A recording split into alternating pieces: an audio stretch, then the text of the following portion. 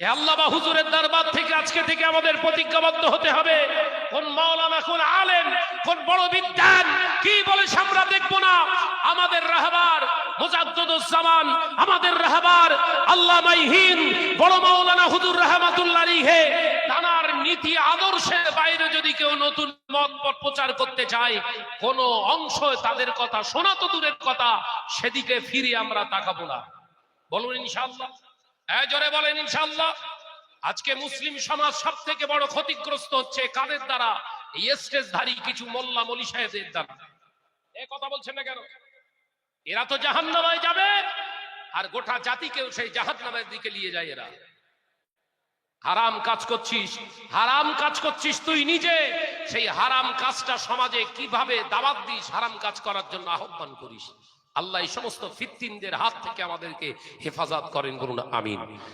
আল্লাহর ওলি যারা হয় তাদেরকে সম্মান করতে আমাদেরকে একবারও তো বাঁধবে না। কথা বলছেন না কেন? কিন্তু সমাজে যদি মনে করে আমি মিডিয়ার মাধ্যমে পীর হয়ে গেছি, তাহলে মিডিয়াতে থাকুন, সমাজে এসে লাভ নেই। কথা বলছেন না কেন? যদি পীর মিডিয়াতে, ক্যামেরাতে যদি পীর থাকেন, আপনি ক্যামেরাতেই থাকেন। আমরা আপনাকে মানি না, আমরা মানি আল্লাহ ওয়ালাদেরকে মানি, আমরা আল্লাহ ওয়ালাদের অনুসরণ করি, কারণ তাদের সূরাত দেখলে বোঝা যায় রাসূলুল্লাহর খুশবু তার সূরাতের ভিতর থেকে ফুটে উঠে আসে। একবার জোরে বলুন, একবার জোরে বলেন সুবহানাল্লাহ। সাউলাতিয়ার মেম্বারে আল্লামা হুজুরকে বললেন, বাবা রুহুল আমিন, আমি তোমার পীর আবু বকর বলছি, যাও এই বাংলার জমিনের মুসলমান আমরা কতটা আল্লাহ এবং রাসূলকে জেনেছি, এই বাংলার মুসলমানের পক্ষ থেকে, বাংলার মুসলমানের ঈমানের জায়গা থেকে তুমি সাউলাতিয়ার মেম্বারে আজকে ওয়াজ নসিহত করে দেখিয়ে দাও, আজকে বাংলার মুসলমানরা কতটা শরীয়ত জানে, রাসূলুল্লাহর হাদিস তারা কতটা জেনেছে, হক কতটা জেনেছে। এই আমার রুহুল আমিন বড় বড় মাওলানা, আমি পীর তোমার পীর আবু বকর দোয়া করছি। আল্লামা হুজুর গিয়ে হুজুর কিবলার সামনে মুজাদ্দিদুজ্জামানের সামনে দাঁড়িয়ে পড়লেন। মুজাদ্দিদুজ্জামান মাথার উপরে হাত রেখে বলেছিলেন, বাবা রুহুল আমিন বড় মাওলানা, যাও, আমি দোয়া করি আর না করি, রাসূল পাকের নেক দোয়া তোমার সঙ্গে আছে। একবার জোরে বলে, আলেম হলেই হবে, আলেম হলেই হবে। আলেম মানেই নাকি পীর? ভাই আমি বিরোধিতা করছি না, হক কথাগুলো বলছি। মুজাদ্দিদুজ্জামানের কাছ থেকে নেক দোয়া নিয়ে আল্লামা হুজুর মেম্বারে সাউলাতিয়ার মেম্বারে দাঁড়িয়ে সামনের দিকে তাকালেন। যত মুহাদ্দিস ফাকিহ তিনি তার অন্তঃচক্ষু দিয়ে, বাতিনি চোখ দিয়ে দেখলেন, সব ওই রকম আতখাপচা দাড়ি।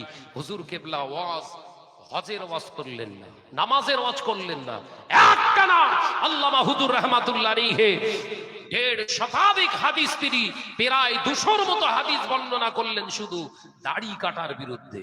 একবার জোরে বলেন, একবার জোরে হবে না? আর মনি সাহেব, তুমি হাদিস কোরআন দেখে দেখে পড়ো, তা অপব্যাখ্যা করে তুমি সমাজকে থ্রো করো।